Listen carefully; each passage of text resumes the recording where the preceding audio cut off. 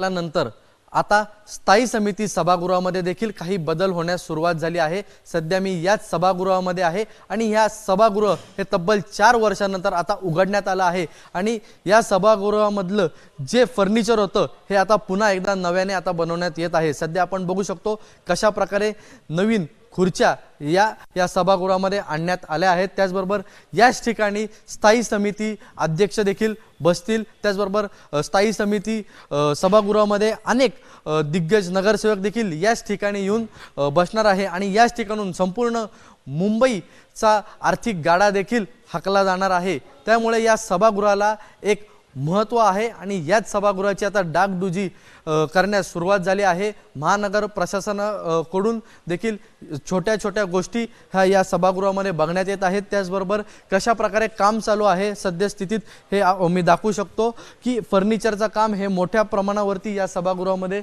चालू आहे। त्याचबरोबर आसन व्यवस्था असेल, त्याचबरोबर टेबल असतील, ही देखील आता बनवण्यासाठी सुरुवात झाली आहे आणि लवकरच संपूर्णपणे हे जे फर्निचरचं काम आहे हे पूर्ण होणार आहे। मोठ्या प्रमाणावरती आसन व्यवस्था ही सध्या इकडे बनवण्यात आली आहे आणि त्याचबरोबर जी माईक सिस्टीम आहे, माईक सिस्टीम देखील आता दुरुस्त करून पुन्हा एकदा चेक करून बनवण्यात येत आहे। त्यामुळे आता हे सभागृह कधीपर्यंत पूर्ण होतं हे बघणं देखील अत्यंत महत्त्वाचं राहील।